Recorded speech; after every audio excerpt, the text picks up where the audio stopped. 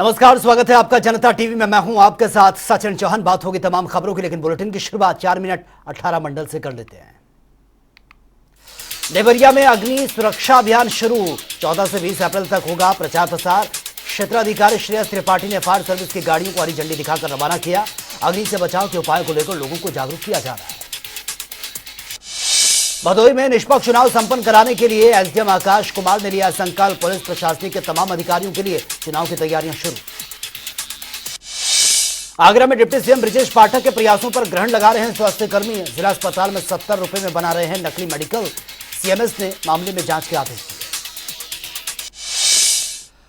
गाजीपुर में पुलिस और बदमाशों के बीच मुठभेड़ में एक बदमाश के पैर में लगी है गोली। पुलिस पर फायरिंग कर भाग रहा था बदमाश। पुलिस ने घायल बदमाश को अस्पताल में भर्ती किया। सीतापुर में कैदियों को न्यायालय ले जाते समय कैदियों ने कारागार प्रशासन पर लगाए हैं गंभीर आरोप। कहा जेल के अंदर युवक की पीट कर की गई हत्या। डीआईजी कारागार पहुंचे। जिला जेल में तैनात फार्मासिस्ट शैलेंद्र पर भी लगाए गए हैं गंभीर आरोप। एटा में करंट की चपेट में आने से महिला की दर्दनाक मौत। महिला के बाद परिजनों में मचा कोहराम। सूचना मिलते ही मौके पर पहुंची पुलिस। शव को कब्जे में लेकर पोस्टमार्टम के लिए भेजा। आगरा में 2 साल की मासूम बच्ची को कुत्ते ने किया लहूलुहान। परिजनों ने घायल को जिला अस्पताल में भर्ती करवाया। डॉक्टर अनीता शर्मा ने नगर निगम पर लगाया लापरवाही का। कासगंज में इन दिनों आईपीएल सट्टे का कारोबार चल रहा है। 4 आरोपियों को पुलिस ने गिरफ्तार किया। 5 मौके से फरार हो गए। सहारनपुर में वीएचपी केंद्रीय कार्यकारी अध्यक्ष ने धर्मांतरण का किया विरोध। कहा दलित समाज के लोगों को अब शिक्षा के साथ साथ व्यापार और उद्योग क्षेत्र में भी आगे आना चाहिए। भदोही के गोपीगंज थाने में महिला के साथ अभद्र करने वाले पुलिस दिखा रही है दरियादिली। पीड़िता ने सीएम और एसपी से लगाई है मदद की गुहार। पुलिस लाइन महुआ में बलवा ड्रिल का किया गया है पूर्वाभ्यास। आगामी नगर निकाय चुनाव को लेकर हुआ है पूर्वाभ्यास। बरेली के मीरगंज से 3 अप्रैल को लापता हुए विकास चौधरी अपहरण केस में आया नया मोड़। 12 दिनों बाद पुलिस ने किया बरामद। विकास के परिवार ने हत्या का दर्ज करवाया था केस। मिर्जापुर पुलिस लाइन में तैनात सिपाही के सीने में अचानक से हुआ दर्द। इलाज के दौरान मौत। जैनपुर थाना क्षेत्र मछली शहर के परशुरम गांव का रहने वाला था। कानपुर देहात में पत्नी और 2 मासूम को मौत के घाट उतारा। युवक ने मौत को लगाया गले। रिश्तों को तार-तार करने वाली सनसनीखेज वारदात से इलाके में हड़कंप। कासगंज के सेठपुरा थाना क्षेत्र से संदिग्ध परिस्थितियों में पेड़ से लटका मिला युवक का शव। मौके पर पहुंची पुलिस जांच पड़ताल में जुटी। सहारनपुर में चुनाव की तैयारियों को कमिश्नर ने किया इसका निरीक्षण। दिए हैं दिशा निर्देश। कासगंज में खेत में पानी की निकासी को लेकर दबंग ने युवक को मारी है गोली। युवक की गंभीर हालत में अस्पताल में चल रहा है इलाज। अलीगढ़ में सपा से पूर्व विधायक हाजी जहीरुल्लाह को सपा से मेयर पद के उम्मीदवार की घोषणा की गई। विवादित बयानों को लेकर सुर्खियों में रहते हैं। शाहजहांपुर में जिलाधिकारी ने गर्रा नदी में हुई घटना का किया निरीक्षण। घायलों के इलाज के दिशा निर्देश दिए गए। फतेहपुर पुलिस ने असला फैक्ट्री में बनाए जा रहे असलों को किया है बरामद। एक शातिर अपराधी को गिरफ्तार किया गया।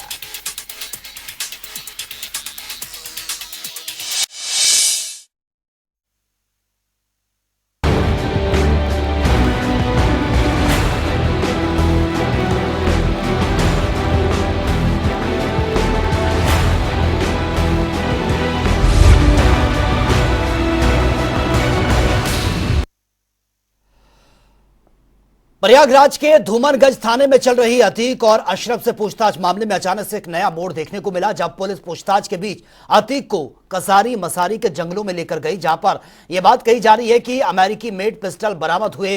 9 mm के पाकिस्तान में बने 55 कारतूस बरामद हुए हैं। लेकिन यह समझ में नहीं आ रहा है कि पुलिस अचानक से अतीक को जंगल में क्यों ले गई है। इस मामले को समझने के लिए हमारे संवाददाता की एक खास रिपोर्ट आप देखिए।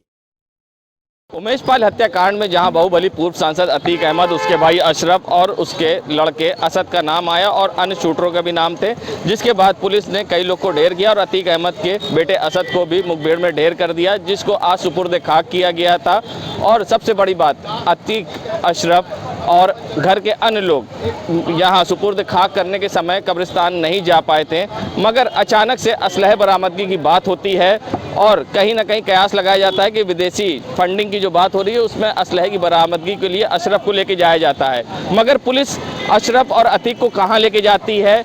कसारी मसारी के जंगलों में, जहाँ पर असद को आज दफनाया गया है। वहीं पर चंद कदम की दूरी पर असद अशरफ को अतीक और अशरफ को ले जाया गया, माफ़ करिए। और सबसे बड़ी बात, कहीं ऐसा तो नहीं था कि असलहे बरामदगी के बहाने अतीक और अशरफ को आज कब्रिस्तान के पास ले जाया गया हो, जहां पर अतीक और अशरफ ने अपने बेटे और भतीजे की कब्र पर फातिहा पढ़ी हो। फिलहाल अभी ये स्पष्ट नहीं है कि असलहे की बरामदगी थी या फिर कब्रिस्तान में फातिहा पढ़ने के लिए पुलिस लेके गई थी। ये तो कुछ ही समय बाद स्पष्ट हो पाएगा। फिलहाल पुलिस अतीक और अशरफ को वापस धूमनगंज थाने ले आई है और यहाँ पर वापस रखा गया है, और ये अब साफ है कि अतीक और अशरफ को वापस शायद मेडिकल के लिए कॉलविन हॉस्पिटल लेके जाया जाए, क्योंकि हर 24 घंटे पर मेडिकल भी कराना होता है। अब देखना होगा आगे क्या होता है, ये तो थोड़ी देर बाद ही पता चलेगा। जनता टीवी के लिए सैयद मोहम्मद आमिर, प्रयागराज। और नगर निकाय का चुनाव 2024 के लोकसभा चुनाव से पहले लिटमस टेस्ट ये माना जा रहा है, लेकिन सबसे बड़ा दांव बीजेपी इस बार मुस्लिमों पर खेलने जा रही है। बीजेपी अल्पसंख्यक मोर्चा की इसकी तैयारी भी शुरू कर चुकी है और लगातार मुस्लिम बाहुल्य वार्डों में जाकर संपर्क ये बढ़ाया जा रहा है। निकाय चुनाव को लेकर मंत्री दानिश आजाद अंसारी से जनता टीवी ने खास बातचीत भी की है, वो देख लेते हैं। नगर निकाय चुनाव को लेकर तैयारियां जोरों पर हैं। उत्तर प्रदेश की सरकार ने बल्कि पूरा भाजपा टीम मेगा प्लान बना चुकी है। मुस्लिमों को साधने के खास तौर पर योजना तैयार की गई। इस वक्त हमारे साथ कद्दावर मंत्री हैं दानिश आजाद अंसारी, इनसे ही बातचीत करते हैं आखिर इनका क्या कुछ मेगा प्लान में शामिल है। दानिश जी, लगातार देखा जा रहा है मुस्लिमों को साधने की कोशिश है, तो इस बार पीएम मोदी का जो 100 एपिसोड जो मदरसों में चलाया जाने वाला है, लेकिन एक सवाल है कि 99 एपिसोड क्यों नहीं चलाया आपने?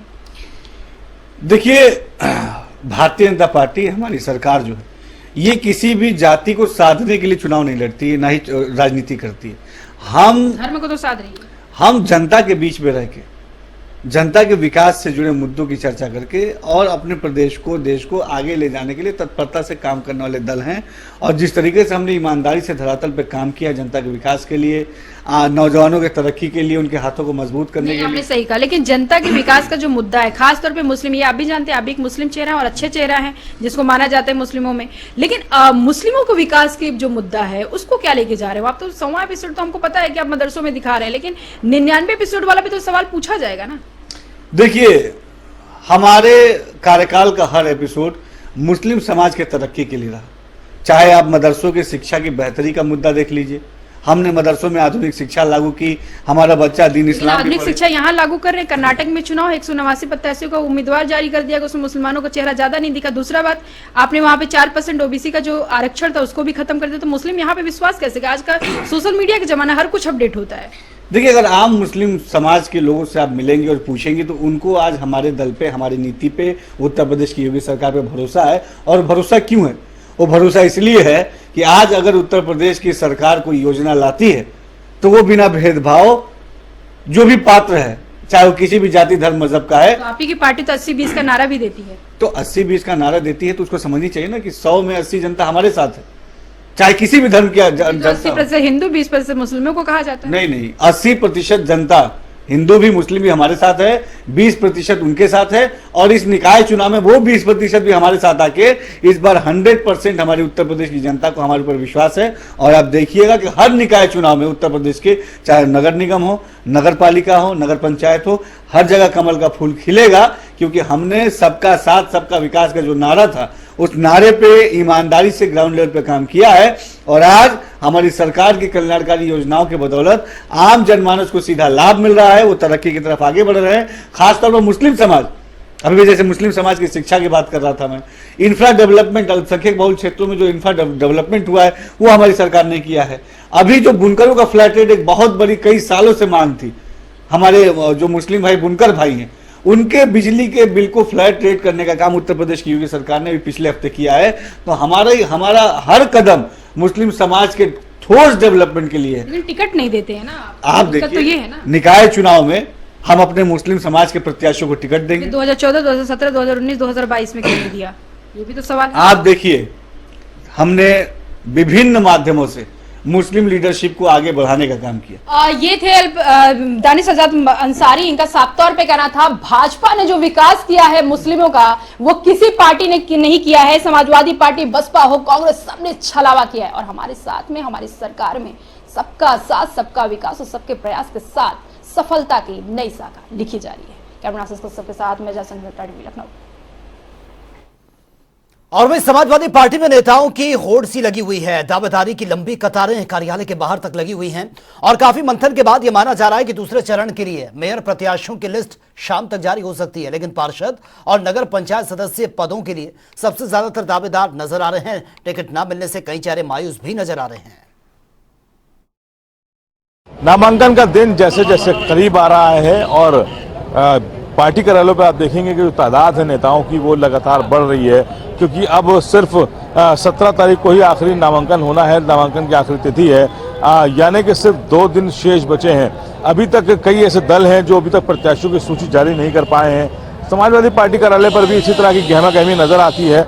लगातार यहाँ पर जो प्रत्याशी हैं, जो आवेदक हैं, उनकी भीड़ लगी हुई है। सुबह से मंथन चल रहा है यहाँ पर, क्योंकि अभी 9 ऐसी मेयर की सीटें हैं जिस पर समाजवादी पार्टी को ऐलान करना है। करीब 200 से ज़्यादा जिला पंचायत की सीटें हैं जिस पर ऐलान होना है और यही वजह है कि पूरे प्रदेश के नेता यहाँ पर इकट्ठा हैं और अपनी अपनी जिलों से वो मांग कर रहे हैं। लेकिन यहाँ पर आवेदकों के बीच ये कहा जा रहा है कि अखिलेश यादव सुबह से मंथन कर रहे थे, लिस्ट को तैयार कर रहे थे, लेकिन गहमा गहमी होने की वजह से पार्टी कार्यालय के अंदर जो जिस तरह की गहमा गहमी है, आवेदकों के बीच जो होड़ है, उसको लेकर वो पार्टी कार्यालय थोड़ी देर के लिए हट गए थे। अब माना जा रहा है कि आज यानी कि 15 अप्रैल को एक और जो 9 मेयर की सूची है वो जारी होगी और इसके अलावा जो पार्षद की जो जिला पंचायत सदस्य या पार्षद का जो टिकट होगा वो जिला स्तर पर जारी किया जाएगा, यानी कि जो जिला अध्यक्ष होगा वो उसे जारी करेगा। लेकिन ये हालात समाजवादी पार्टी कार्यालय के बाहर के हैं। तांता लगा हुआ है नेताओं का, दूर तक काफिला है गाड़ियों का और आप देखेंगे कि यहाँ पर जिस तरह की भीड़ है, ये वो सभी लोग हैं जो यहाँ पर सिर्फ टिकट की दावेदारी कर रहे हैं। अब ऐसे में देखना होगा कि कब तक ये पूरी लिस्ट तैयार हो जाती है और उसके बाद जो कैंपेन का दौर होगा उसमें अखिलेश यादव जिले जिले नजर आएंगे। कैमरा पर्सन रियाज के साथ वाकिफ किदवई, जनता टीवी, लखनऊ। और योगी सरकार में मंत्री दानिश आजाद अंसारी ने कहा है कि अखिलेश यादव और मायावती को कहा कि गुंडों, बदमाश, माफियाओं को संरक्षण देने वाली पार्टी और ये सरकार है। मंत्री ने कहा है कि जब सपा बसपा के लोग सत्ता में आते हैं तो हम सभी लोग जानते हैं कि प्रदेश में सभी थाने को अपराधी लोग ही चलाया करते थे और माफिया अतीक के बेटे असद एनकाउंटर पर कहा है कि अखिलेश यादव और मायावती को उंगली नहीं करनी चाहिए। मंत्री ने यह भी कहा कि डबल इंजन की सरकार को निकाय चुनाव जिताकर ट्रिपल इंजन की सरकार बनाने जा रहे हैं। जिस तरह से एनकाउंटर में मारा गया है, अखिलेश का कहना है कि सरकार फेक एनकाउंटर कर रही है, आरोप लगा रहे हैं सीधा सीधा वो।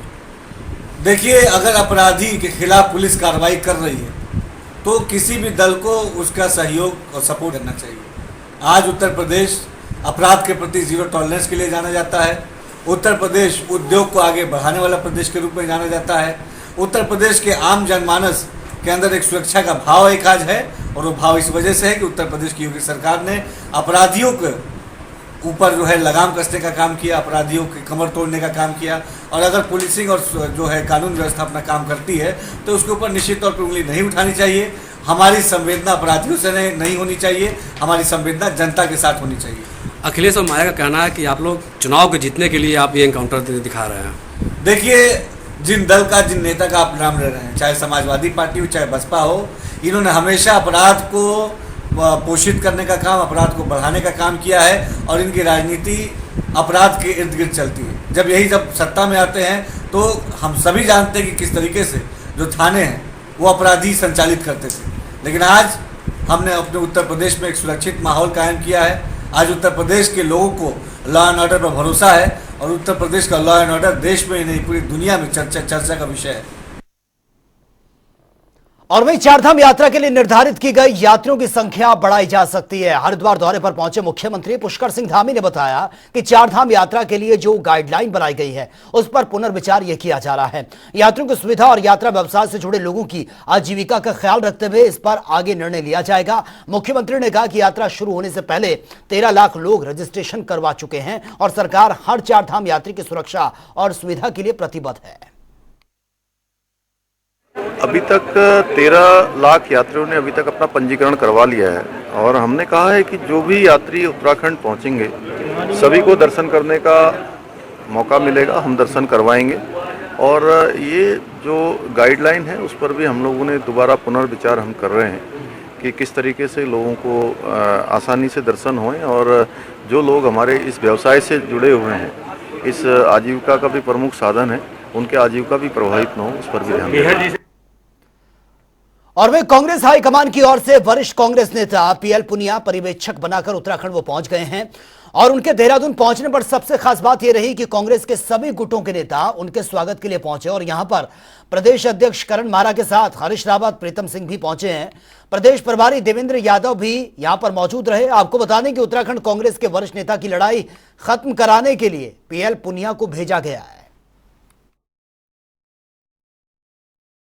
ये प्रयास तो होने चाहिए, पर इतना मैं जरूर कहूँगा कि फिजूल खर्ची हो रही है और सैर सपाटे तक ये सब सीमित रहेगा। कंपनी को लाया जा रहा है यहाँ इस बात के लिए कि यहाँ निवेशक है और उसको जितना इनने भुगतान किया है, मेरी जो जानकारी है उसमें अभी तक जितने भी माह हुए हैं भुगतान हुआ है, लेकिन एक पन्ने की रिपोर्ट भी अभी तक नहीं मिली है उस कंपनी के द्वारा। इतना IAS लॉबी, इतना PCS इनके पास पूरा पढ़े लिखे नौजवानों की, अनुभवी लोगों की टीम है, उससे काम क्यों नहीं करा रहे? क्या ज़रूरत है कि बाहर की कंपनी को 100 करोड़ रुपये देने की और ये निवेश के नाम पर भी सैर सपाटा होगा और कुछ नहीं। और वहीं हरिद्वार में कोरोना को लेकर स्वास्थ्य विभाग ने कमर कस ली है। आपको बता दें कि इस हफ्ते कोवैक्सीन और कोविशील्ड की डोज अस्पतालों में मिलनी शुरू हो जाएगी, क्योंकि दिल्ली, हिमाचल प्रदेश समेत कुछ राज्यों में कोरोना संक्रमण के मामले बढ़ते हुए नजर आ रहे हैं, जिसको देखते हुए CMO की ओर से कोरोना रोधी वैक्सीन की डिमांड ये भेजी गई है। और हरिद्वार में राजाजी टाइगर रिजर्व प्रशासन ने जंगलों में लगने वाली आग और तस्करों को रोकने के लिए विलेज वॉलंटियर प्रोटेक्शन फोर्स का गठन किया है। फोर्स में जंगलों से सटे गांव में रहने वाले ग्रामीणों की यह भर्ती की गई है। आपको बता दें कि हरिद्वार के BHEL के सभागार में विलेज वॉलंटियर प्रोटेक्शन फोर्स में शामिल लोगों के साथ ही राजाजी प्रशासन के कर्मचारियों को विशेष ट्रेनिंग भी दी गई है। जैसे सभी लोग देख रहे हैं कि मानव वन्यजीव संघर्ष की घटनाएं बढ़ती जा रही हैं और ऐसे इंसिडेंट्स होते हैं जिसमें प्रॉपर्टी के साथ साथ जो एनिमल है उसका भी और जो मानव की जो भी है उनके सबके नुकसान होता है। अब ऐसी स्थिति में ये हो जाता है कि जो रिस्पांस टाइम है उसको कम करने के लिए क्या क्या प्रयास किए जा सकते हैं। और रिस्पांस टाइम जो होता है human wild life conflict management में सबसे अहम भूमिका होती है उसकी। तो इसमें जो हमारा फ्रंट लाइन स्टाफ है वो घटना पे पहुंचते पहुंचते हो सकता है कि देर हो जाए। और उत्तराखंड पुलिस के जरिए 14 अप्रैल से 20 अप्रैल तक अग्निशमन सप्ताह मनाया जा रहा है। इस क्रम में देहरादून पुलिस लाइन में अग्निशमन सप्ताह के अंतर्गत कार्यक्रम का आयोजन किया गया, जिसमें पुलिस महानिदेशक अशोक कुमार ने भी शिरकत की है। आपको बता दें कि कार्यक्रम में अग्नि दुर्घटना के वक्त होने वाली क्षति से किस तरह से बचा जा सकता है, इसको लेकर जनता को जागरूक किया गया। इस दौरान अग्निशमन विभाग के जरिए कई प्रदर्शन भी किए गए, जिसमें आग से बचने के उपाय भी जनता को बताए गए। देखिए, हमें तो हमेशा से, जैसा मैंने कहा, फायर सर्विसेज और SDRF हमारी आपदा राहत में भी और आपदा का एक हिस्सा अग्नि भी है, उससे बचाव के लिए पूरा प्रयास करते हैं। ये पूरे देश में 14 अप्रैल से 20 अप्रैल तक फायर सुरक्षा सप्ताह मनाया जाता है, अग्निशमन सुरक्षा सेवा सुरक्षा सप्ताह। उसी की आज शुरुआत हुई है और इसको हम हर जिले में ये जागरूकता फैलाएंगे। विभिन्न स्कूलों में, कॉलेजेस में जा करके लोगों को डेमोन्स्ट्रेशन देंगे कि कैसे अग्नि से बचाव किया जा सकता है। और वे उत्तराखंड में कोरोना के मामले बहुत तेजी से ये बढ़ते जा रहे हैं। राज्य में पिछले 24 घंटे में 108 नए संक्रमित मरीज मिले हैं। वहीं राज्य में अब सक्रिय मरीजों की संख्या बढ़कर 283 तक पहुंच चुकी है। लगातार बढ़ रहे मामलों ने सरकार की चिंता को बढ़ा दिया है। इन सब के बीच उत्तराखंड की प्रसिद्ध चारधाम यात्रा के शुरू होने के लिए अब कुछ ही दिन शेष बचे हैं। 22 अप्रैल से ये यात्रा शुरू होने जा रही है। सरकार को उम्मीद है कि इस बार की चारधाम यात्रा ऐतिहासिक होगी और पिछले सालों से अधिक श्रद्धालु इस बार यात्रा में आएंगे। ऐसे में कोरोना की गाइडलाइंस का सरकार कैसे पालन करवाएगी, यह सबसे बड़ा चैलेंज बना हुआ है। वहीं अब इस मामले में राज्य में सियासत गर्मा गई है। कांग्रेस का कहना है कि सरकार ने कोरोना से निपटने के लिए कोई तैयारी नहीं की है। सरकार सिर्फ हवाई बातें करती है और इसी पर ही ज्यादा विश्वास भी करती है, जबकि सत्ता पक्ष विपक्ष के आरोपों को सिरे से खारिज कर रहा है। देखिए, चार धाम यात्रा के दृष्टिगत सबसे पहले मैं ये बताना चाहूँगा, हम लोग यात्रियों की सुविधा के लिए पूरे चार धाम रूट में हम लोगों ने 50 हेल्थ ATMs हम लोगों ने एस्टैब्लिश किए हैं और ये 72 प्रकार का टेस्ट ये करता है। इसी का जो है माननीय मुख्यमंत्री जी ने एक अभी उद्घाटन भी किया था, हमने सेक्रेटरीट में भी हमने इसको एस्टैब्लिश किया था। आप लोगों ने भी इसका लाभ लिया होगा, जनता भी लाभ ले रही है। उत्तराखंड सरकार ने कोरोना के रोकथाम करने के लिए हर तरीके के प्रबंधन कर दिए हैं। अभी हाल ही में मॉक ड्रिल भी की थी, उस मॉक ड्रिल में भी 100% सफलता मिली है। चारधाम यात्रा हमारे सामने है। माननीय मुख्यमंत्री पुष्कर सिंह धामी जी ने सभी अधिकारियों को निर्देश दिए हैं, बराबर समीक्षा कर रहे हैं। यात्रा मार्ग पर जगह जगह पर PHC बनाई जा रही है, प्राथमिक स्वास्थ्य केंद्र बनाए जा रहे हैं और जो उन पड़ावों पर बड़े हॉस्पिटल्स हैं, डिस्ट्रिक्ट हॉस्पिटल्स हैं, सब में वैक्सीन से लेकर तमाम तरीके की सैनिटाइज से लेकर हर तरीके की सुविधाएं मुहैया कराई जा रही है इस सरकार पर। इसलिए क्योंकि चारधाम यात्रा की तैयारी पूरी हो गई, ये दावे आप कर रहे हैं, लेकिन ग्राउंड जीरो पर हकीकत ये है कि लगातार कोरोना पेशेंट्स बढ़ रहे हैं। आपके पास ना उनको देने के लिए दवाई है, ना आपके अस्पतालों में ऑक्सीजन सिलेंडर या वेंटिलेटर्स की कोई ड्रिल हुई है। आपका केंद्रीय औषधालय पुराने ही 2019-20 के सामान से पटा पड़ा है और केंद्र सरकार से सामान आपको भेजा नहीं जा रहा है। कहीं ना कहीं रोज जो मौतें हैं उसका आंकड़ा बढ़ रहा है, मरीजों का आंकड़ा बढ़ रहा है और अब तो पता चल रहा है कि डॉक्टर्स तक संक्रमित हो गए। तो फिलहाल इस बुलेटिन में मेरे साथ इतना ही, लेकिन तमाम खबरों के लिए आप बने रहिए जनता टीवी के साथ। नमस्कार।